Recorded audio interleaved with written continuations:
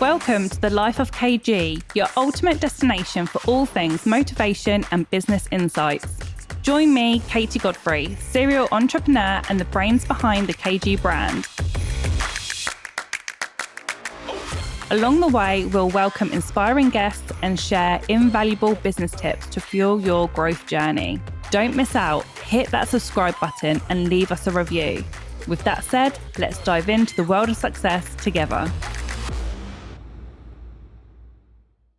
Are you a salon, clinic, or training academy ready to scale to the next level? My mastermind applications are now open. A mix of hybrid coaching, which is one-to-one direct access to me, group coaching, retreats, in-person days, online learning, everything that you need to scale to the next level. Click the link in the show notes below and fill out the application form today.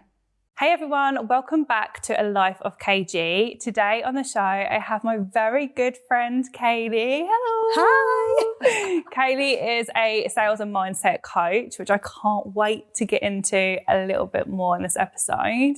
But first of all, do you want to do like an intro and tell everyone who you are, what you do? Yes, I struggled with this on the group one, didn't I? I forgot we've done a group one. And then on the way, I was like, right, get your intro sorted. And I still don't really know. Like I've just said to Katie as I walked in, she's like, is this your job title, a sales and mindset coach? I was like, yeah, sort of. But I think so. But I think I'm just a fucking bab, to be honest. Like that's just, I am like the northern big sister who will call you out on your shit so you can see your full potential. Like that's where I feel like I'm at the minute. The girls that I'm working with, like it's just holding that mirror up to people and showing them how it's you that's in your own way, but from a place of so much love, and I can see your potential. Do you want to shake people? I'm like, you can do this. So if that's a sales and mindset coach, then yeah, that's what I'm doing. Do you know what? I can actually put my hands up and be like, you done that to me the other month, didn't you? I was like going through a little bit of a tricky time. I don't even know what was going on. I think there was just so much going on. Like you were like, give me a proper session over dinner. I was like, but like a new woman. Kate was like, oh, I love it after a podcast day because I sit into emails. I'm like, we need to chat. And then she just like closed the laptop. I was like, oh shit, okay. I was like, oh, she's seen right through me. I genuinely think that's my gift though. I feel like I just see people and I see what you're hiding from, or the mask everyone sort of, we all do it, we all wear like a mask. And I feel like I just sort of see through that. And sometimes it's easy to play that role or to be so busy you're in that role. Sometimes you just need someone to be like, excuse me, I can see it, what's going on? And it just pulls it out of you that little bit. And it just, I love it. I love seeing the penny drop or people being like, oh shit, she's seen me. Yeah, definitely. I felt like that. I felt naked. Love that. Oh God, she's seen my heart. That's my new tagline. I will see you naked. Yeah. So before you got into coaching, you was in skin, right? Yeah. So I actually came into like beauty, like skin, quite when I was 30. So I was quite late. So I used to work in information governance. What is that? I still don't really know. I fucking blagged that. I don't know how I got that job. I had an office with my name on the door and everything. Did you? Yeah, fuck knows how I did that. It's like GDPR and all that shit. Like I was working with like the solicitors and like sending out these notices and stuff. No. But you know what they used to say to me all the time? Stop writing like you speak. Oh my God. Because obviously I'm very northern and I don't speak properly. Slow down, I can't understand it. Me intro, I forgot to say that. If you can't understand me, I apologise because the subtitles won't help either because they can't understand me. Catch up. Yes, I used to do that. And I remember sitting there and I was turning 30 and I was just like, there's got to be more to life. Like, are you joking? I think I was filling in something about my pension, right? And I just remember thinking, you fucking joking me? This is for the next 35 years, sat in this office, living for a Friday. So I actually went and got dermaplaning done and I was like, oh, I love this. Like, I could do this. And then I thought, oh, I'll do it as a bit of extra cash. Like, I was very in my ego back then. So I was like, oh, I'll buy me some like more like designer trainers and bags and more holidays whilst I work. I was very, very money driven. And so I ended up training in skin. And then I was at a point where I was like having like panic attacks and it was awful where I was working. And I was like, fuck it, like just leap of faith, like no backup, no savings. I was like, it's fine. No client base. It's fine. I'll just go start doing skin. I'll just be a skin specialist. So I left that job.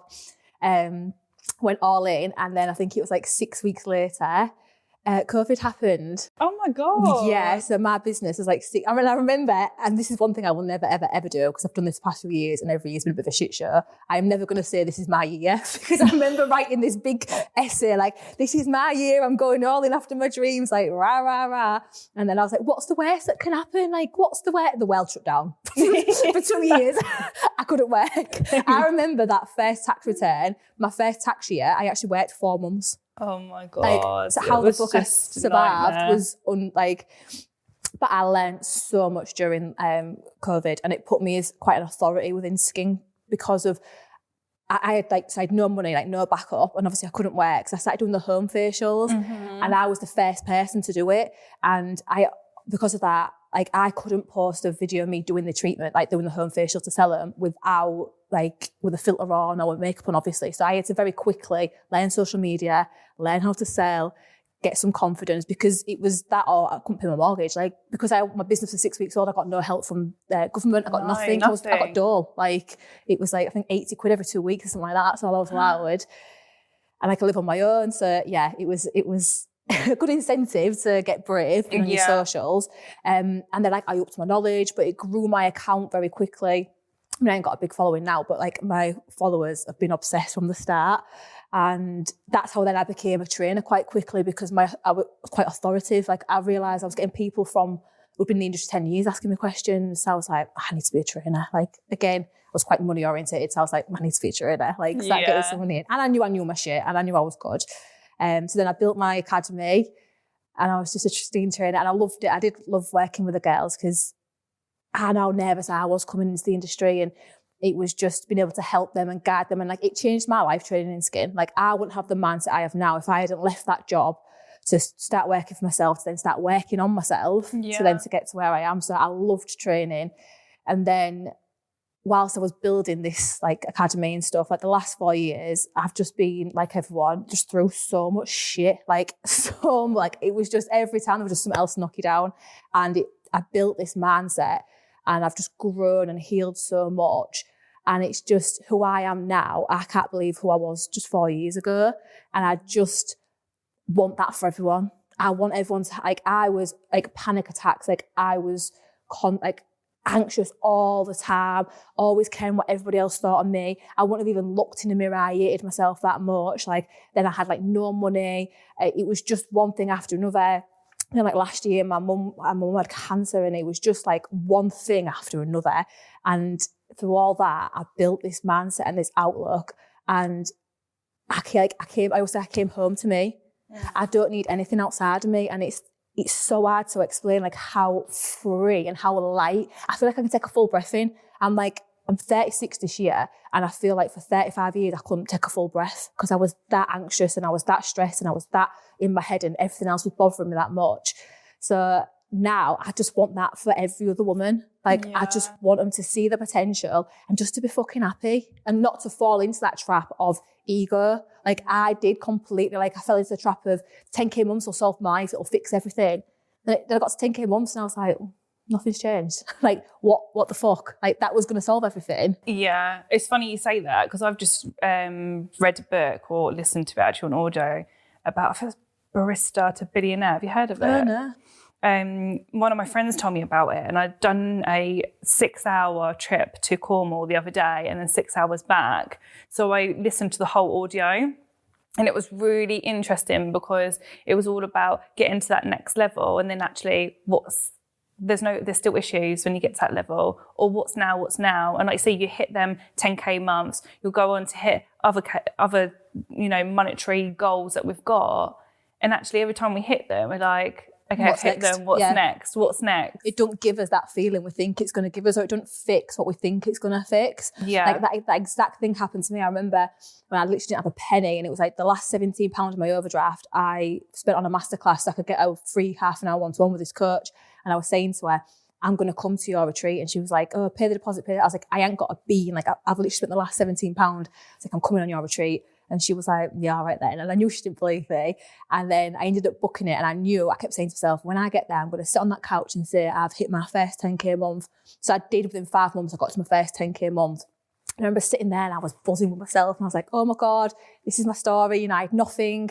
The last £17 I spent on you and now I'm here. I flew business class. I hit a 10K a month. And there's a girl sat opposite me and she's like one of my best friends now and I absolutely adore her. She was like, I earn 40 grand a month, 40 to 50 grand a month. And I just remember thinking, wow, that lasted 30 seconds. That amazing. Like, oh my God, I hit it. And it wasn't air being like funny. It was just like you said, there's always, well, now what? Now you've got to get it again. Oh, now you need 20K. Now you need 50K. Now you need the 6 figures. Now you need this. And it's just, it didn't ever fix what I thought it would fix because we make things mean things.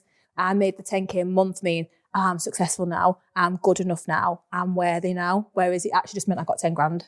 Yeah. Why do you think that is? Why do you think that we always think that different types of money will be able to make us more happy, or why we're always trying to win that rat race that we're in constantly, striving for happiness all the time? Because we're trying to prove things to other people. We make things mean things, so we're making that money mean. That will finally mean I'm good enough. That will prove to...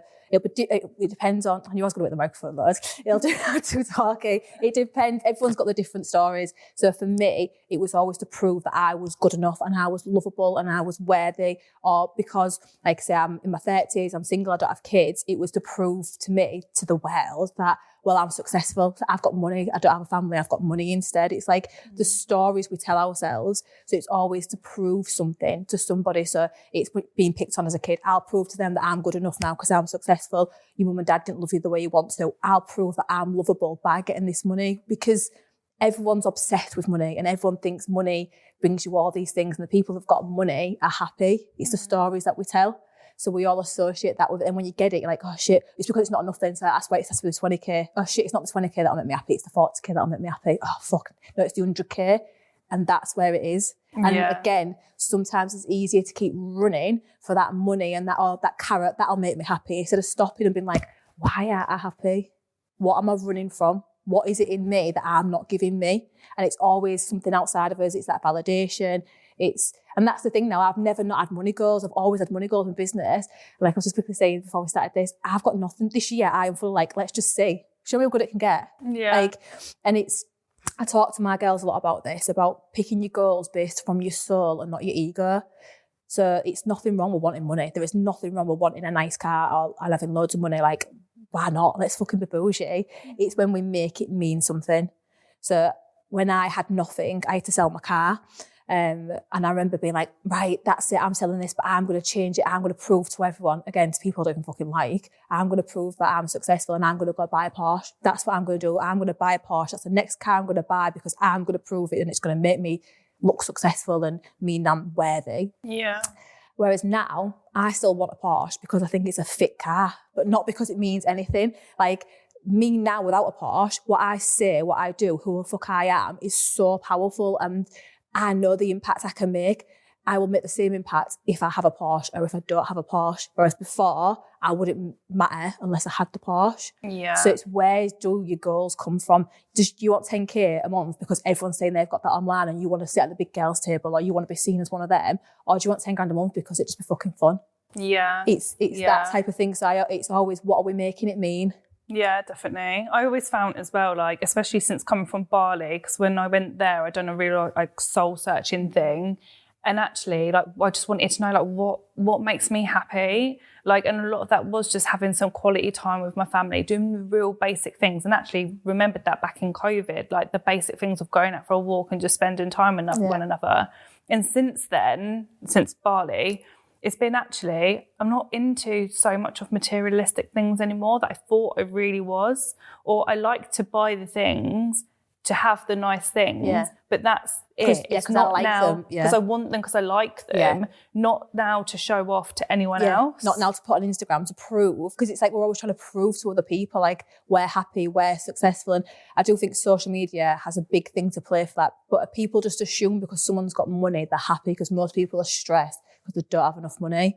And that's where they put all their energy on. So they assume people with money are happy. So then we tell ourselves a story. I best look like I've got money, so it looks like I'm happy. Yeah. But the happiest people aren't telling you they're happy. They're just happy. Yeah, definitely. And happiness means like different to so many people, doesn't it? And that's the thing I always think was success. And for me, I was like, oh, right, 10k months, that means I'm successful. Me driving the Porsche will mean I'm successful. My success now is the fact I get up when I want to get up, and I have like, I love a slow morning. I don't move fast in the morning. I love a couple of cup of teas. Like, I love to be slow. I love the fact I don't miss anything of my nieces and nephews if I don't want to. Like, I love the fact I can come and just take a Thursday to drive 3 hours to come here and do this. Like, this is my success. Not stuck in an office counting down to turning 67 to getting a pension and hopefully getting a couple of years of life.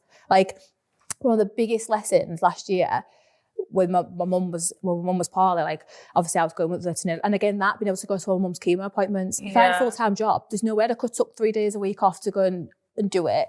So just being able to be there for that and to be able to process that in my own space and time. Imagine if I'd been stuck doing fucking GDPR, like, and people emailing me and asking me where this stuff is, and I'm like, fuck off, like, leave me alone. Like, being able to have that space to process how I feel, like, that to me was success. Keeping the roof over my head whilst I was still doing that to me was success. But whilst we was there with my mum, she works in a factory where we are. She just retired. She retired a couple of years ago, and she worked there all my life. So, like, 35 years she worked there. And every time we went, there was always someone else she'd seen who worked in this factory. And a woman was volunteering there, and she said, oh, I see loads of people from here. So-and-so was here, your dad. So-and-so was here, your dad. That's all she kept saying to me, Mum. And I went, God, I was like, these people have worked their asses off to 60, lived a year, then died. Like, and it was just like, what, to me, like, the success is the fact I don't miss nothing. I've got all this time, freedom. Like, time's the one thing we don't get back. So again, sometimes when everyone's like, oh, I want 10k a month, or I want 100 grand a month, or whatever, but what are you sacrificing for that? And do you actually want that? Or do you want what you think that'll give you? And a lot of people go, I want the freedom. But do you not see the irony? You're going to have to give up all your freedom to get that money, to then enjoy it, when it's just sitting back and being like, what do I actually want? What makes me happy? They actually do say, don't they, like, once you retire and then you do nothing, it is normally within like them first few years where you start to either get really poorly or you just, stop. Just stop. Yeah. It was mad. Like, she was like, all these, because obviously I was just sat, we've been sat, like, because when we were there, it was there for like 4 or 5 hours. Like, you sat there for ages. So I'm just sat like half asleep, and Mum sat chatting away to it. And every time there was a different name. Oh yeah, they got cancer. Oh yeah, they was on this ward. Oh yeah, they died. Oh, he died. Did you go to his funeral? And I'm just like, fucking hell. Like, they've lived all the lives to try and get a year back. Yeah, screw that. It's like, are you joking me? Like, so to me, even if you're only making 2 grand, 3 grand in your business, but you work 2 days a week, like, and you've got all this free time, that's fucking success. Like, it's nice to earn a lot of money, but what else is nice? Like, spending that time with the kids, you're not getting that back when they're little. Do you know? Like, one of my nieces, Vi, she's autistic, and whenever she got an award at school, it's a big deal. Like, we're buzzing of all of them, but it's a big deal when Vi gets anything. I would have missed all of that when I worked in the office, because I couldn't take half a day's annual leave to go see the merits. Whereas now, I'm there front row crying, like, cheering her on. And that to me is success. But whilst I was doing that before, I was still like, I ain't got 10 grand this month, I ain't earned this month. And like, now I'm like, you nearly missed that moment because you was too busy thinking, I'm not good enough because I've not earned this. I'm good enough because I'm sat here cheering her on, and she's seen me sat there in the crowd. Yeah. I was there.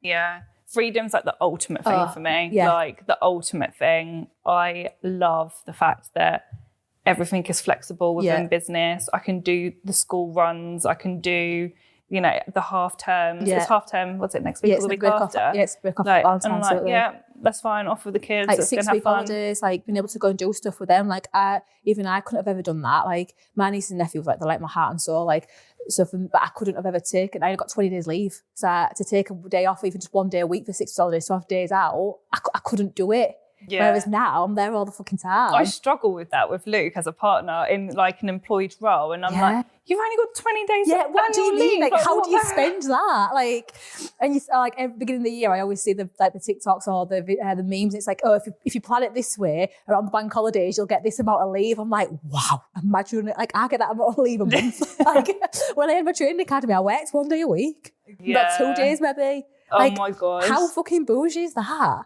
And I still didn't think that was good enough because I was getting 10k or I was getting like 7. I was like, fucking, you're getting 7 grand a month and you work a day a week. And my full day was 10 till 4. Do you wish that your mindset was different then? Yeah. Like, now you've kind of like worked on yourself as such? Yeah, like I feel I do and I don't, because I feel like, I always say like your struggle's your story and your story's your gift. So the fact that I can share my experiences, like I had to go through all of that, but I feel like I nearly missed out on a lot of things, and I didn't think I appreciated as much in that moment, because I was always thinking I need to be more, I'm not good enough. It was just that constant that I'm not good enough. And that makes me laugh, because what is good enough? What the fuck is good enough? Who decides what's good enough? We all, again, create these stories. So I feel like I almost missed things, whereas now I'm a lot more present. I think that's the difference, mainly. Or again, back then, I didn't realise how lucky I was for certain things, because I was still striving for more all the time, or I still wasn't at the big girls club. Yeah, I get that. There's definitely been times in my career where I'm like, look back and I'm like, my God, like, and it might have been that we was turning over X amount of money, or we was building amazing things. And actually, it's not until you look back and you're like, I could have appreciated that a little bit more. Or just like, I feel like what we all struggle with is being proud of ourselves. Yeah. And I feel like there's moments last year that I could have been a lot more proud and being like, look at how you're handling this. Look what you're still doing whilst you've got all this going on. But sometimes you're in the thick of it, or sometimes like at the beginning, like I didn't realise how big a deal it was, how quickly I grew my business and how quickly I became an authority, and how quickly I was showing up online, because people I know have been doing it 7 years still won't put their face online, and there was just little things, and I'm there slagging myself off and everyone else is there cheering, and I wish I'd been kind. I think a lot of it is I wish I'd been kinder to myself. You are really, really good online, and like getting face to cam and that confidence, and like you do come across as an authoritative figure all the time. My accent. And the resting bitch face. So I have to laugh at myself, because otherwise I come across quite aggressive, I think. Like I'm a bit like, and I also sometimes, if I've had my Botox done, I get like that scary brow lift, you know, where a bit like... call me a sergeant. You're the fucking sergeant. Sergeant Kaye. We was in Marbella on a retreat together, and all of a sudden starts calling me Sergeant Kaye. No, it was like, what job would you have if we didn't have this? And Kaye was like, I'll be the police. Like, yeah, I could see you as a sergeant. That's my phone as I'm sure it is. I'm sure it's KG Sergeant. KG Sergeant. Oh, have you got an emoji? I can't remember. You definitely got something police related in my phone. I love that. I love that. That's so funny. So from the skin and to building the academy, what kind of made this transition of now? Because you haven't got that now, have you? No, so I mean, you had a funeral for your business. Oh my God, yeah. Do you know people still message me asking me to train them in skin? I'm like, I had a fucking funeral. Like, I had an actual funeral. Like, hello. So I stopped actually in November doing the skin. And so if that was like so my business was Winnie's Skin Clinic. So it was named after my nana, and my nana was like the only person I felt ever loved me. Like the loss of my nana will probably be the biggest loss in my life. Like, and so to let go of Winnie's felt really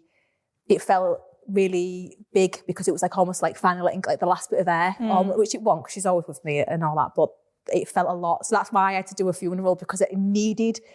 And again, starting Winnie's changed me from being in that corporate job. I would never be who I am now if I'd stayed in that corporate job. Yeah. So, and everything sort of fell on. So for me, it was such a huge transformative chapter. I'd say in the last 4 years of Winnie's, I've changed more than I changed in the 30 years before that. So I had to have a fucking funeral. It had to be like done. I couldn't just walk out. That's all. I needed to like mark it. It needs to be buried. I was filming though, because then I'd already booked my content deal like the day before. I'd seen something on TikTok, and this girl had 6 topless men carrying her coffin. I was like, my content girl, I was like, get me 6 naked men. I need to be carried in a coffin. I was like, why did I see this beforehand? Oh my God. So I might have to do that for my next career change. But so for me, like beginning of last year, I was like, no, I want to go more into the coaching. And by then I was really building like this mindset, and I was realising how it is like the backbone of everything. And again, I was getting to this place and I was like, I want to do more of this, but I didn't know how to market it. I didn't really know how to sell it. I wasn't really sure. And I thought, I can't do what I did before and just walk away from a job. I need to like keep doing the skin, keep the money coming in, and I'll try and build the coaching. And then my mum got ill, and that was just like, so all last year was just like sorting my mum out really. But all that time I was doing that, when my mum was poorly, I was like, what do I need? There's nothing in this situation that I can control. So I've never had anyone in my family have cancer before. My mum had like leukemia, and with the one that she had, I don't know if it's the same for all of them. Every time you ask them a question, it's, I don't know. Now I'm a fucking fixer. I like a list. Like I like so straight when we found out, I'm like, what do we do? What's the plan? We don't know. I'm like, what do you mean we don't know? It just depends on this, depends on that. I'm like, what the fuck are you on about? Just surely there's a plan. Like, why is there no, I could not get my head around the want a plan. And that was the biggest thing I struggled with all of it, was the fact I couldn't fix it. I couldn't control anything. And that's where the lesson was. It was like, but I can control me. I can control how I show up, how I feel, how I let it affect me. So I really sat with that and I was like, right, what can I do now to go in? And I did a lot of healing whilst all my life, I went back and healed a lot whilst my mum was ill, because it was the only way I knew how to look after myself. And the transformation, those few months, like my mum's fine now as well. Like, look, I feel like I said that, like Sandra, she smashed it, she's fine. But throughout that, I really went back in and healed. And whilst my mum was ill, she had 4 rounds of chemo. And again, every single time, we don't know. I'm like, what the fuck? Just give me an idea. Yeah. And we don't know. And then she was on her last round of chemo, and there was a woman who came in who had the same type as my mum. It was practically like identical within a week of each other. And my mum was like, I ain't heard of so-and-so for a while. And then with that, her daughter rang her and she was like, oh, she's got 48 hours to live. Like, she just got ill and died. Like, exactly the same as, like, there was nothing different. And I realised in that moment, that's why they could never say to us anything, because they do not know. No. And I was like, fuck. So again, it was that coming back in and being like, I can't control anything. I can't control how she's feeling. I can't control if she gets better. Like, I can't control, like, her hair was the biggest thing. And like, I know how vain that is, but when she had to shave her head, because that's the first time she looked ill as well. So there's all, like, I couldn't control it. Like, you try and protect the kids, you couldn't control how much it was affecting them. I was like, all I can control is me and my mindset and how I choose to feel. Like, every day, faith over fear. Like, what am I picking today? Yeah. And it wasn't the burying your head in the sand, that toxic positivity, like, I'm fine, it's fine. It was like, this is so shit and it's fucking unfair and I'm scared, but I'm choosing to believe it's going to be okay. Yeah. And it's that switch, and mastering that completely changed my fucking life. And like, that's when I got, at the end of last year, I was like, what am I doing? I'm straddling skin and coaching, because I'm scared to walk away from the skin. I'm scared to leave behind like my nana. I'm scared that this might not work out. I don't get it. But I am a person who can do 2 things. I'm either in, or I'm out. Yeah. I can't build one whilst building another. I'm like, I'm all in. So I was like, what the fuck are you doing? Life is too short. This happened this year because the universe is like, learn your fucking lesson. I keep telling you, come back to you. It's all on you. So yeah, I just thought, I can't start another year still being in skin. And everybody who said to me, so anyone who was a training academy, like, obviously Q1's the best time for training. Yeah. Everyone was new year, new career. Like, I made a lot of money last year. I knew I'd made even more this year because I was even more established. But I knew if I'd have stayed for that first quarter and I got all that fucking money, which everyone said, just do that and then leave, I wouldn't have left, because then I'd been like, oh, I'll just do another month then. I'll just do another month. Yeah. Then it'd have been Christmas. And I just spent another year doing the same shit. I had to walk away. And it's funny because the amount of people that go to me, you'll be back. You'll be back. Like, even some of my models that would be like, oh, you'll be back doing it. You won't leave. The salon girls, they was like, you'll be back. And like, even people messaging me, oh, sure, I just don't do a cheeky one with me. And I was just like, even that, again, I didn't have any money. And they was like, oh, don't you just want to come and do a one-off session with me? And I was like, no, because I'm telling the universe there, and I said I wanted to be this person, but I'm going back. So you've not been tempted? No, I was like, and that's why I had to have a funeral, because I thought, I can't fucking go back after a funeral. I can't go back. So yeah, I won't even say I've missed it. Really? Yeah, I was so ready to walk away. And I feel like I'd got to that point where I just knew I wasn't put on this earth to do that. I think that's when you know, like, yeah. And ethically, what are you here for? Yeah. Like, what is your passion? Like, what are you aligned with? And I feel like I could feel myself not being as good as I always was. And I feel like I couldn't have carried on doing that, because I know the girls wouldn't have got, and when they're spending a lot of money to train with me, they get the best of me. And I could feel myself pulling from it. And I thought, I can't show up and be half-assed. It doesn't sit well with me. It never has. And I got to a point where I was like, I just know this is what I'm supposed to do. This is what I'm supposed to do. use my voice. I mean, I don't know how I'm going to do it, but I'm fucking figuring it out. we're winging it. If you haven't been on a business retreat, this is an absolute game changer for your business. I know so many people are so nervous about traveling on their own, being abroad, going on holiday, basically with a bunch of people that they don't know. But honestly, you will be so thankful that you made this move in your business. I host 2 business retreats twice a year, and they're all different places around the world. So go to kgbusinessmentor.com, press the retreat tab, and you'll see where we are going next in the world. Go and grab your space now. Oh, well, you're doing well. We're winging it. No, I love it. And obviously, like now, your thing is teaching other business owners, right? Yeah. Like how to be more positive, like how to tell me. So now I've just done I'm starting the rebrand. I think that's going to be my signature course, but again, I'm still a bit like deciding, very open right now. With the universe like guiding me. It's all about, for me, it is like mastering your mindset and realising how that masters your bank, that's like impacts your bank account, it impacts your life. And I just genuinely want everyone to be the happiest, healthiest, wealthiest, hottest versions of themselves, but for you, not for anybody else. Like, I used to seek validation from everybody, and everyone's judgment or everyone's opinion used to bother me. And now I don't give a fuck. And it's not I don't give a fuck. I used to be. It's like, if you don't like me, that's all right. You're not for me, because I like me, and I'm not going to change to fit in. And it's so freeing. And I just want other women to feel this. Yeah. So, but that comes into your business. Like, how many of them don't have, are scared to like ask for deposits, or if someone wants a refund, or how many people are scared to sell stuff because what if a client says no to me? And it's all this self-doubt, and it's always because we don't feel like we've got ourselves, and it feeds into every area of our life. I just want everyone to fucking be the best selves. Yeah. What mindset blocks do you see the most working with business owners? So everyone's scared to sell and that always boils down to the rejection. You're scared that someone's going to say no to you. Why is everyone so scared of the word when it's no? just all no, yeah. So I always say, whenever you hear anything negative or anything triggers you, ask yourself whose voice it is, because it's never your voice. So as a kid, you've probably been told no and probably got a little bat, or you've been told no and it meant you was bad, or you wasn't good, or you didn't deserve love, and you associate a client going, no, I don't want to book my next appointment, with I must be the worst person in the world, I'm shit, I'm not good enough. Like, saying to someone, she'll book your next appointment, they're not going to turn around and go, no, that was fucking horrendous, you're the worst like skin specialist on the planet. They're going to go, oh yeah, amazing, thank you. Or they go, oh, I'll check my diary. Yeah. But everyone's so scared that someone's going to say no to them, because what we make no mean. We make it mean, I'm not good enough, I'm not good at this, I don't deserve this, I'm shit, I'm stupid, whatever your sort of story is.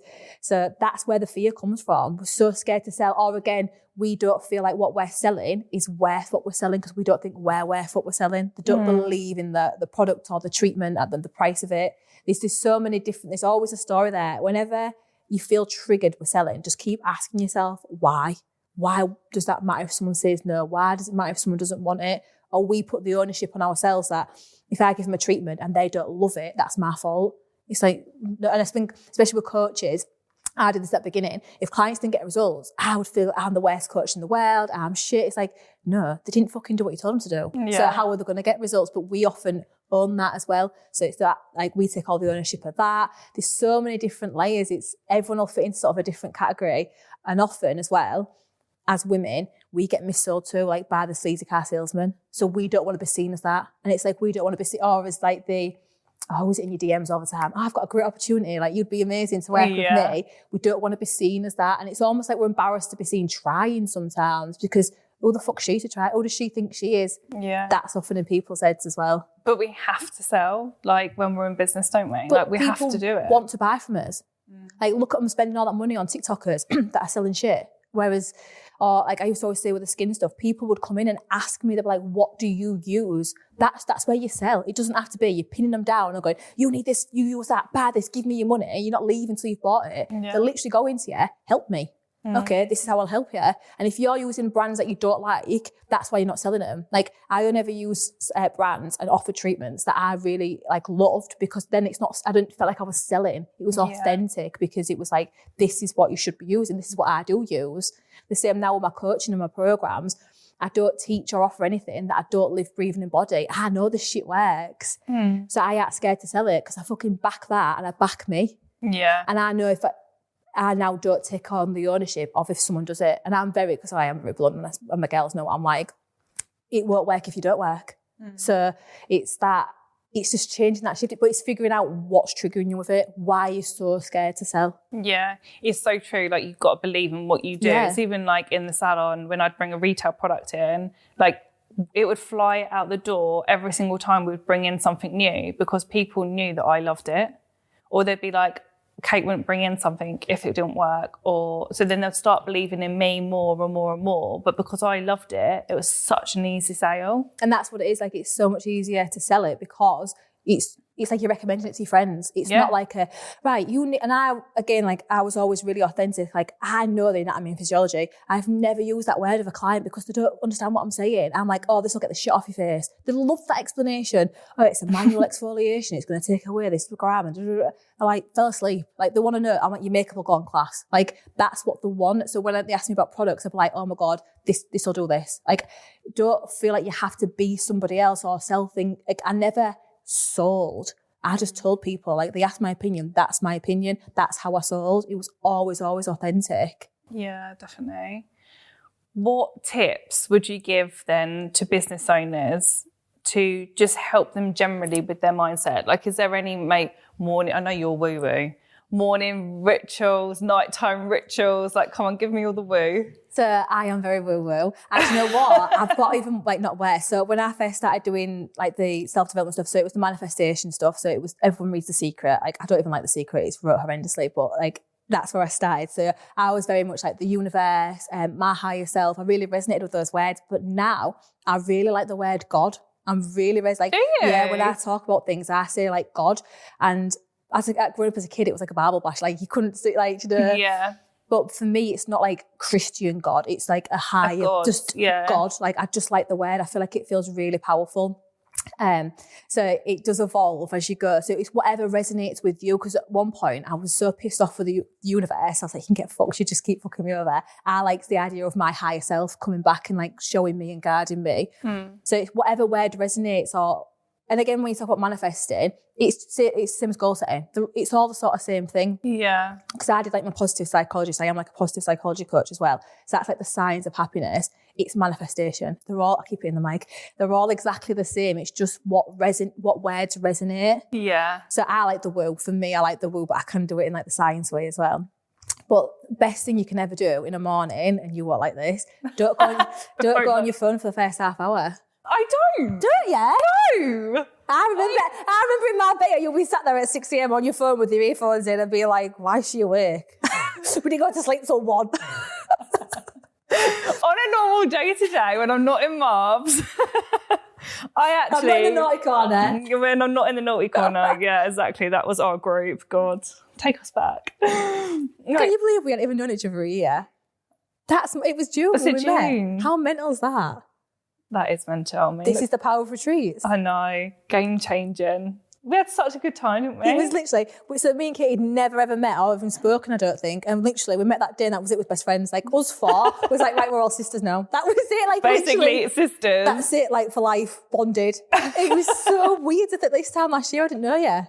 That is mental. Isn't it crazy? And that's what I love, like, and that's why I do think as well, like, I am very woo, but the universe brings the people that you need. And that's why now the people that I meet, instantly I'm like, oh my God, you're my best friend for life. Yeah. I don't just get, like, wishy-washy people in. And it's like I stepped away from a lot of people and I made room for those where you're like, wow, like, these are my friends, these are my girls. Like, where the fuck have you all been? I generally would say in the last 2 years, I've built up such a strong friendship of people that I would never have met, like, in a normal day-to-day. Whereas my friendships have completely changed in the last 2 years, where I completely believe that, like, they come into your life for reasons. Like, I'm very, very careful of who I spend my time with, who I associate myself with. And so the right people then do come in.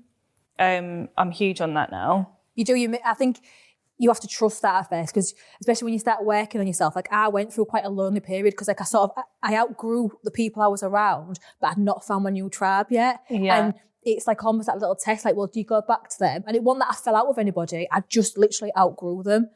And you're in this little bit of a period, and then you meet the first one. You're like, oh no, this is what I was always meant to be. And then when you get that connection, you get that friendship, you think, am I going back to what I used to have? And this is the only type of friendship I'm allowing back in my life.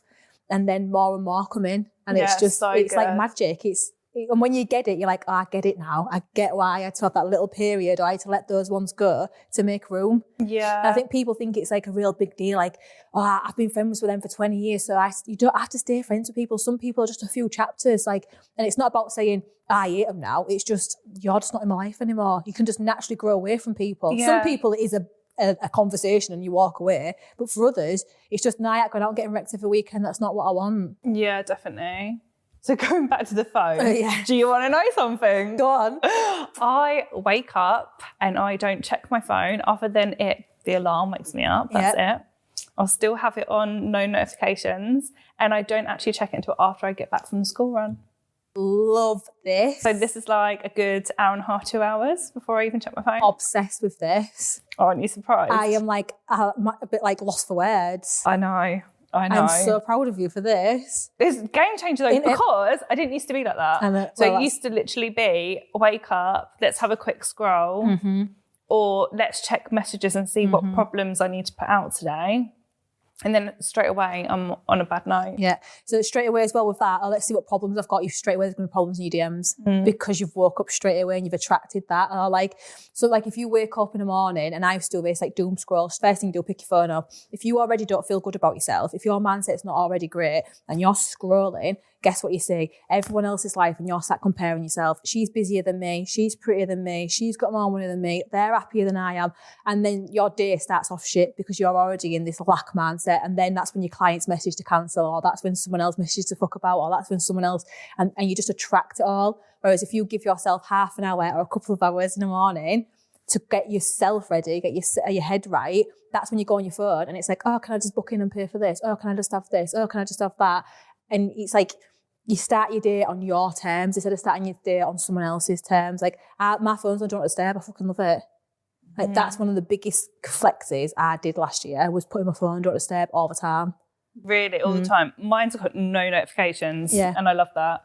I used to, like, my phone would go off and I'd jump and I'd be like, shit, I need to reply instantly. It's like, just because people can access me doesn't mean they should get access to me. Like, not everything needs an instant response. I won't let people just walk from my front door. So why am I letting them, like, on my phone in my face straight away? It's so true. And it's and now as well, I answer messages differently because I answer them when I'm in the frame of mind to answer them. And I'm not like, oh, fucking, I've got to reply to you, or on edge. Like I was saying to the girls last night in the rebrand, they get like WhatsApp access to me. So I'm like, any questions, like anything, obviously always message me. I was like, but you don't get instant replies off me. I'll reply when I'm ready to reply. No one's dying, so I don't have to reply to anybody straight away. And when I do reply, there's so much power in what I'm saying to you. The energy behind what I say will change your fucking life. Whereas if I'm just doing it every time it pops up, I'm like, oh, what does she want? Rah, rah, rah. Like, it's totally different. But being able to stand in those boundaries and to not think, oh, well, no, she's my client, she's paid to work with me, I best give her like complete access to me. Why does anyone get that access to us? Because again, we don't think we're good enough unless we're giving. So it's like, that's something as well that I learned a lot last year, was the boundaries, and like being not brave enough, but being like, I'll stand in them, I don't care. But I think you're passing that on to your clients though as well. Like, if you've got good boundaries, they straight away will respect that because the boundaries are there. But then you're also teaching them that, have boundaries it's too. Okay to have yours. Like, it's a huge thing. And I've definitely dipped in and out of that over the years. Like, years ago, the sound of my phone used to just give me anxiety. My phone would buzz, and honestly, my heart would race. And I was like, this isn't normal. Yeah. If someone wants me, that's it. You've got me now. I best reply. If I don't reply now, they're going to think, oh, she's lazy. They're going to ask for a refund. They're going to go elsewhere. Like, I owe them. It's like, no, you fucking don't. It's a message. Yeah, I'm completely different now, but I was so like that. And don't get me wrong, I bounced in and out of it. I think it was towards the end of last year. I was like, oh my God, I feel like everything's taken over me. Everyone wants a piece. Well, what am I doing? And then I was like, no, come back down to it, okay? Put the boundaries in place. Like, things are always on your terms. And like you said, like, no one's dying. Like, everyone's going to get a reply. and they'll get a better reply when I'm in the right frame of mind to do it instead of quickly just, again, you almost resent it. You're like, oh, fuck's sake, I've got to reply to them. It's where it's like, no, like, let me reply to you properly. Do you want my full attention, or do you want a quick while I'm in the middle doing 12 other things? Yeah. Like, let me give you, if you want me, I will give you me, but on my terms. Yeah, definitely. Okay, so no phone in the morning. No phone in the morning. Give it to me. So I'm going to go and wake up tomorrow and be a new woman. Got a fucking list. So I think people set themselves up to fail with morning routines, and this is why people don't stick to them, because it's like, right, I'm going to get up like 2 hours early, I'm going to go for a 10k run, I'm going to drink celery juice, I'm going to read the Bible, I'm going to meditate for an hour. Like, we're just setting ourselves up to fail. So, and I have learned a lot about myself. I crave structure, but I need flexibility. So if I say I'm going to do a morning routine every day, I can do that. But if I say I've got to do X, Y, Z every day, straight away I'm like, oh, fuck off, I don't want to do that. Like, even if I think about the fact I have to brush my teeth every morning, it annoys me. Like, I hate being told what to do and having to do things at set times. So I have like a dopamine list. Like, I have a list of things that I do every morning. Not every morning, sorry, that I can pick from. So it's what do I need at that time. The same when I do like the ice bath challenges. If I said I'm going to do an ice bath every day for a month, I do that a lot for like a reset and to teach myself discipline. But if I say I'm going to do that at 7 a.m. every day, I ain't doing it. But if I say I'm going to do it every day, when I want, I would do it every day. So it's learning yourself. Whereas my brother, he has to do it at 7 a.m. every day. Like, he'll need a set time. So before you do anything with new routines, do you need to be structured and strict and this is it and I do this every day at this time? Or do you just need a little list and be like, right, I'll pick something off here that I do because I know it makes me feel good. So a lot of it's learning yourself. But for everybody, I don't care if you need structure or not, no phone for the first half an hour at least. I personally love, I call them morning pages. So it's where I journal, but there's no prompts. I just start writing and it's just whatever's in my head just comes out. I'm very in my head. Think I've got a million different ideas going on all the time and I don't know what's going on and I rationalise a lot. So for me, pages just where I dump it out. That makes me feel better. I start my day, I can't start my day with a cup of tea. So habit stacking's a big thing as well. So when I have my cup of tea, that's when I do my morning pages because normally I'd sit and watch telly or I'd be on my phone. So I'll do that. I have my LED mask on in the morning, so that's when I meditate because that's on for 10 minutes anyway. So I'll just sit, I'll either sit and meditate or I love listening to the birds. I just fucking love the dicky birds. I just love them. You're so cute. I just actually love them. Like this morning, I've got a bird feeder and I didn't know, I used to have a shed and I chucked the bird food on top so I used to always eat it. But I've got rid of my shed now. So I've got a bird feeder at the back of the garden and I'm like, it's over there now, like go get it because I don't even know where it is. And today I'd seen 2 little blue tits go and get it and I was just real laughing. The small things in life. Literally, I was buzzing. So again, everyone overthinks meditation and visualization. Like, I can't think. It's like thoughts will come in, but just like, right, I'll do that in a minute. Like you sort of pass them back, but just that 10 minutes stillness frees up so much space in our minds. Like that for me isn't like I do that every day. My stillness. So again, just listen to the birds or I can have meditation on. What else do I like to do? I like to stretch in the morning. So it's not quite yoga, but it's like stretchy just to drop into the body. It just makes, the only time I am in my head when I'm dropping in the body. You can do your ice baths. We fucking love an ice bath. We do. We love an ice bath. I don't like doing them in the morning though. I go through phases. Like sometimes I like to get them just done. And then sometimes as well, when it's dark, I feel real smug because I'm like, everyone's in bed now, I'm in the ice bath. Like. Oh, I found my perfect time doing them. I thought it was going to be mornings. I thought I'll do them in the morning, start my morning off right because I'm actually a real morning person. So before I had Brody, loads of people already know this, before I had Brody, I was the 5 a.m. girl. Yeah. Like that was the best version of me. Like I loved it. And it was just wake up at 5, I'd always have an hour workout, then I'd have a shower, might try and meditate, but I'm not great at that. And just have some time for me before the kids work. It wasn't work. It was literally just my time. And I can't wait to go back to that when he decides to sleep. He's nearly 2. I'm not sure when I'm going to come out of this routine of no sleep. So I thought if I do the ice bath in the morning, that will like make me get up and do it because I'm an all or nothing girl. Like if I'm, for example, going to start working out, I will have to work out every day. Yeah. Like, I can't be like, oh, I'll do it 2 times a week. Yeah. Like, I'm a bit obsessive. Literally. Or nothing. So the ice bath, I was like, I'll do that in the morning. I was like, no, it's not happening because it's not nice, is it? As in, like, when the thought of doing it, you're like, you probably ask, and this thing, like, because I do them all the time, I talk about them all the time, but I think people think I enjoy it. I fucking don't. Like, and I stand there and I do this to it. I stand and stick my finger up at it for about 5 minutes before I get in it to get in it, and I get in it and I'm like, I don't enjoy this. No one's here clapping for me. No one even knows. I need to film it because to prove I've done it, just because I want some recognition because I fucking hate doing it. But that's what it is. It's that discipline. It's like, if it was easy, there's no point in doing it. The whole point is I don't enjoy doing it. Yeah, well, I actually got better doing it at night time. Yeah. And it was when, like, think, I'll get undressed now. Yeah. That's when I was like, I'm getting in the ice bath. And Lola will be like, you're going to get in now? I'm like, yeah, fuck because it. I'm just going to get undressed and do it. I started doing it in the morning, first thing, and then it used to annoy me because I'd get undressed to get in it, to get out, to get dried. That's why I don't like swimming. That annoys me. So sometimes I'm the same. You're telling me I've got to get ready, then go to the gym, then get in the pool, get wet, then to get dry, to get changed, then get unchanged, to get wet again, to get dry. Like, it annoys me.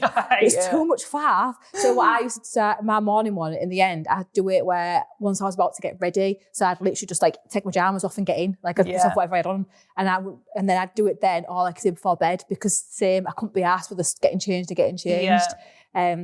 But I feel like the ice bath massively helps regulate my nervous system. And again, that being jumpy when your phone goes off and just constantly being on edge, that helps me bring it down, because it teaches you where our lives are so easy and we just want to be comfortable. Everything's so easy. Like, food gets delivered to us. Like, everything's at the touch of a button. So our body doesn't know how to cope with stress. So when we put it under controlled stress, like in the ice bath, it's teaching your body how to deal with stress. So then when something comes in that is stressful, you've already dealt with stress. So it knows how to deal with it, so it don't feel as big a deal.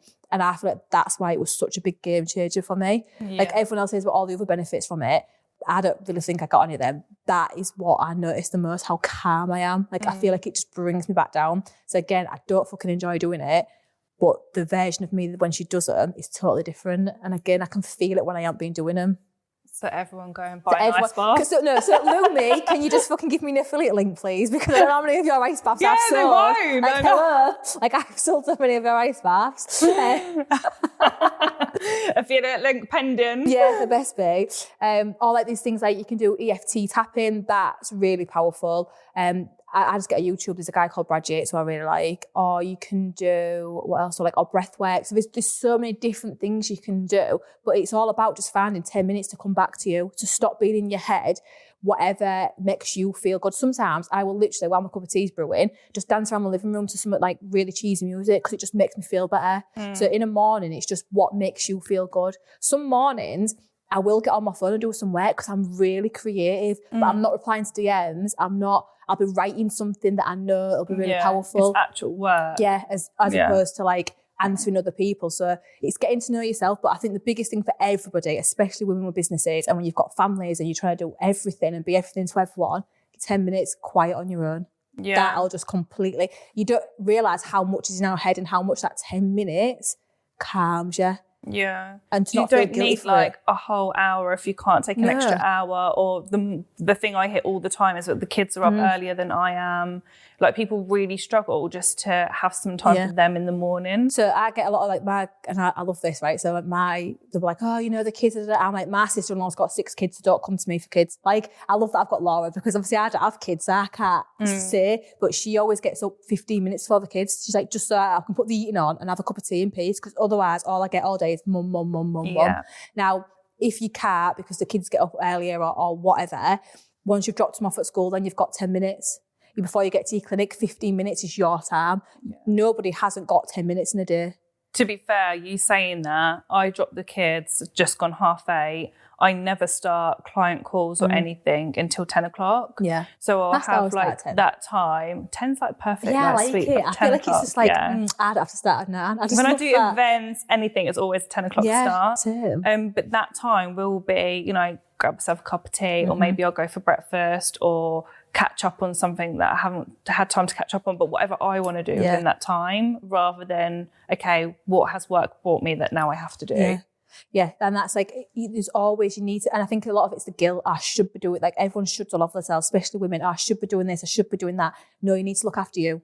Like your business can't run if you don't look after you. Your kids can't look after themselves and you can't look after them unless you look after you. Taking half an hour a day is not selfish. And I think we forget, as much as it's always like, you're not your business, we do run our businesses. So use it as part of your business day, then use it as part of work. Like if you need to get into that mindset to find that space, but you've got to make it a priority, like half an hour a day for you. But even in the morning, if it's a madhouse, give yourself just 10 minutes to wake up, because otherwise, you should, like, I never realised what it was like until my nieces and nephews started to stay at mine, and you'd wake up and there's a child there, and fucking hell, and then like that's it, you're on the back foot, like it's food, it's feed me, it's this, it's that, and you're like fucking hell, and then like you're running around and all day you're chasing.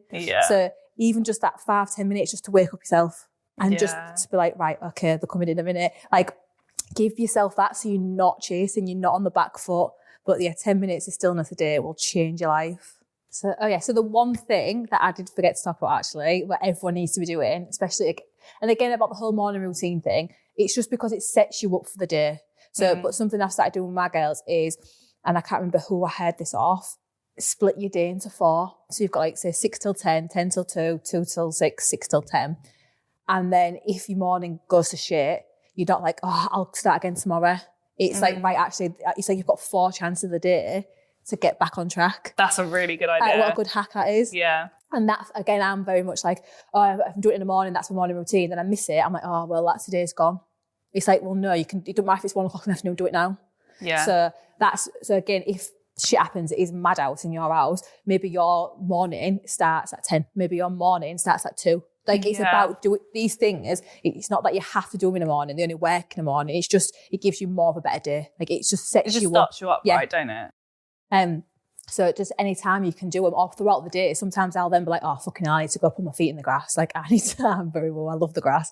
Or I'm like, right, I need to get in my ice bath now, or I need to sit and meditate for 10 minutes now. Like when I used to teach, I'll be like, right, after I finished teaching, because I gave everything, I would then have to go sit for 10 minutes by myself just to centre myself again before I got on my messages, before I did anything else. So it's not that you have to do it in the morning, but you will always come back to these practices. But one thing that will change your fucking life is gratitude. And it's the easiest thing to do. It is so easy. I actually do this with my coaching clients all the time. We'll have like a week of gratitude where we like do a challenge and stuff. And I actually do it with Lola. We've always done it with Lola since like she was little, and we have like gratitude jars and stuff. And I'm not woo-woo at all. You're making me a little bit more I'm bringing you over to this side. I know. I've done crystals and everything recently, and like burning thoughts of full moon. Ceremony. I was like, right, we're releasing. I was like, do it with Lola. The full family did it as well, didn't they? The whole family got it. It was amazing. Video. That was so good. Because my mum and my brother ended up turning up like unannounced. It was meant to be. And I was like, we're in the middle of something here, like we're cleansing our crystals. We're having a ceremony right now. I was like, right, get your piece of paper, write everything down that you want to let go. And they were like, well involved. Then Luke felt left out. So he was like, oh, okay, I'll do mine then. I love that. I got you all. So I'm not normally woo, but you're making me a little bit, but gratitude, love it. Game changer. And I think the where people go wrong with gratitude, because again, people don't teach things properly, I don't think, or people tend, this is what I feel like my gift is, I will teach you something in 5 minutes that someone will teach you in 5 weeks. Like, you know, a lot, and especially a lot of information is out there, but there's so much, it's so misleading, it's so overwhelming, and it takes 17 hours to tell you one thing. So the trick to manifesting and the trick with gratitude, you have to feel it. You can't just go, so I can't do this impression anymore because it makes, so I did a week's challenge in like a WhatsApp group, and I always go, this is always the example I give, I love my family, I'm so grateful for my family. And my sister-in-law messaged me laughing her head off. She was like, I can fucking see the face you're pulling doing that. You always use this example, so no one would ever do it. She was mimicking me, and now I can't say it without laughing. But the point of the story is, with gratitude, most people go wrong because look, I'm so grateful for my family. Like, what the fuck's that? Like, you don't feel anything. You just, it's going through the motions. The whole point is to feel it. Your gratitude should bring you to tears. It should make you buzzing. You should feel it in your heart, in your stomach. You should feel it. So I will give the example because I think the other day, I'm 35 and I get an advent calendar every year for Christmas off my mum.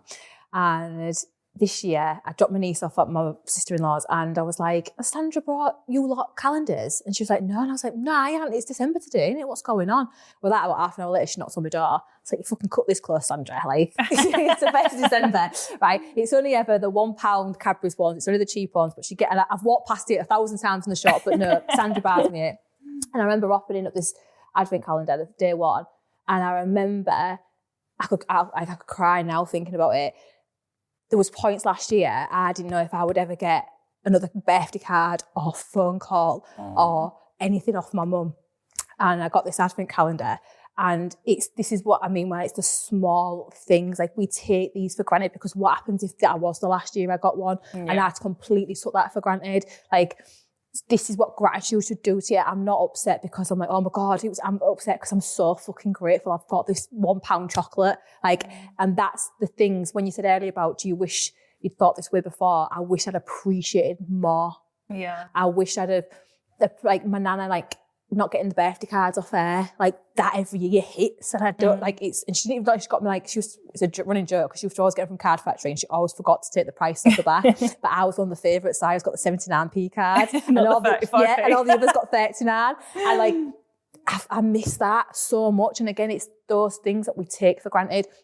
So the difference with the gratitude there is that feeling, and that's what the whole point is, because it sets you up for your day then, because you're already walking into your day with your gratitude glasses on, so the traffic don't feel as bad, because guess what, I've got a car, I've got a fucking front door. Like, I don't know about you, there's foxes all off in near my house. Like, I'm glad I've got a front door. Like, we take so much for granted, because again, it's that of like, oh, I need a 10k a month, I need this, like, no, like, be grateful. You've got a healthy family. You've got a happy family. We take so much for granted. But the irony is, when you start being grateful for those tiny things, the big things just fall into your lap. Yeah. So gratitude is a game changer. So to do it, it's the why. Always ask yourself why. So I'm so grateful because, like, what's the reason why you're grateful? That's how you feel it. And again, don't set yourself up to fail. Like, I've done the magic a few times, and it's like 10 things every day, and I have to be different things every day. It's a lot. It's overwhelming. Just do one. If you can only find one thing, but fucking feel it. And if every single day it's the same thing, I don't care, because eventually you'll start to naturally get more and more things. Like, again, today I was buzzing. I was so grateful for them little dicky birds, because they just make me real happy. Like, they just bring me loads of joy. Like, why am I then, I didn't get as many people in my programme as I wanted? Well, know what you're thinking about that for. Like, be so grateful for where you are now and what you've got. And so gratitude is a game changer, and gratitude is amazing for making you feel better in the moment. It's incredible for healing, going back and being grateful for shit situations. That is a game changer. And for manifesting stuff you want in the future. When you go back and are grateful for shit you've been through, it's like, wow, like, the lesson I learned from that had to happen because this happened now. And it's like, it's not about forgiving somebody or saying what they've done's right. It's about taking that good from it. And it heals so much of you when you do go back and be grateful for some of the shit things that have happened. And then when you're grateful for what's to come, it just brings it in quicker because you're a match for it. Yeah. So it's that I'm so grateful I got 50 people in my programme. I used to always do, so grateful I sold out January to March 2025 training courses with Dream students. Thank you. I used to, because then I'd walk around like I fucking sold out my training courses. I showed up like I'd sold out my training courses. I sold out my training courses because I was already in that energy of, I am this person, I do this. So with gratitude, if there's like one thing you listen to what I say today about like improving mindset, it's one of the simplest and one of the quickest that you'll see. Like, literally start being grateful for what you've got now, be grateful for things that are coming in the future, and literally watch the magic happen. Like, one of my clients, the amount of messages I get, and she's like, what is this witchcraft? Like, stop it now, I'm freaked out. Like, the opportunities, the things that are just literally falling in her lap. She's like, where the fuck has all this come from? I'm like, because that's the thing with manifestation. It's never ever the how, it's the who. Who do I need to be to attract these things? And then it does, and you do get a bit freaked out because you're like, what the fuck? I'm casting spells. So you kind of have to then imagine what you want to be, right? Like you said, like you imagined booking out sort of training courses and... So it's like, I always say, like, it's who's the best me? Who is the happiest, healthiest, wealthiest, hottest me? How would she show up? So what time would she get up in the morning? How would she go about her day? How would she dress? How would she work out? Like, I was one of those where it's like, I should be doing this, I should be doing that. And there was always that guilt and shame. There's so much guilt and shame around I should be doing. Yeah. Whereas now I'm like, when I can't be asked to do something, I'm like, would the best me get in the ice bath? Would the best me make an effort and wash her hair? Would the best me reply to those DMs? Would the best me actually make herself do the admin sheets, doing for 10 minutes? Like, it's a much kinder way to do it. And that's how you show up as the best version of yourself. And that's when you start to attract things that the best you would have. So it's never ever the strategy of how do I get there? It's always the who do I need to be to get there? Like, how many times have you done outreach or thought, right, I need to do this one thing, and then what you want comes in, but it don't come in from that message. Yeah. Like, I'd messaged someone once and I was like, oh my God, you need me to be your next mindset speaker. Like, the girls would love what I've got. Like, I properly pitched myself. And she was like, oh yeah, amazing. Like, I'll sort something with you. And she never got back to me. But that week I got asked to speak at 3 different retreats. So although it didn't come in the way I thought it would, I showed up as the best me. The best me was like, she backed herself. She said she's the fucking best. She went out there for it. So although it didn't always come the way we think, it still comes to you in a different way, because it wasn't the how, it was the who. And like, that's like one of the best things, like, as well, have these little phrases like, would the best me be doing this right now? So when you're like sat and you're like, oh, I can't be asked live, and just watching, I'm like, no, the best me would probably like do a little bit of work. Or the best me would probably go for a walk, or she'd sit and meditate. So it's coming at it from like it's not I should be doing it. It's not guilty. It's not shame. It's not I'm not good enough not doing it. It's like the me I want to be would probably do that. I'm going to do that. Yeah. I've never done that. Yeah. No, I'm going to do that. Yeah, so some of the girls will be like, oh, it's the 10K me, or whatever you want to call it. But for me, I'd say, would the best me be doing this? And it's such an, and then you're like, nah, all right then. And it's such a nicer way to do it. And it like tricks you almost. Yeah. I prefer, Whereas before I'd be like, oh, I should do that. Oh, I've got to do this. I'm like, no, the best me, washing the fucking hair. Wash the hair. She wouldn't go round with no greasy hair, that's for sure. Oh, amazing. So everyone listening is going to end up having a morning routine. Yeah. Morning routine, loving themselves, not needing validation, in an ice bath. Yeah, we're going to be buying ice baths. Definitely, there's so much that they can all implement. So thank you. Where can people find out more about you? So Instagram is Kayleigh.Wilson222. Obviously, I have my angel number in there. But soon you will be sick of me, because I'm just going to be everywhere. So I don't think you'll even need to find me. Just be in your face, you'll be sick of my voice. I love that. And I have 222. I've got 1111 tattooed on me, the girl that's not very woo. I know, it's like, woo, I've got it like engraved in my body. I'm like, it's literally in my skin. For life. I love that. Go and check out Kayleigh's profile. If you love this episode, please go and tag us, screenshot it, share it on your socials.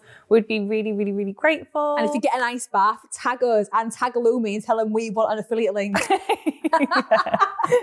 Definitely. Thanks, everyone. And thank you, Kayleigh. Oh, thank you for having me. I loved it. Oh, you're so welcome.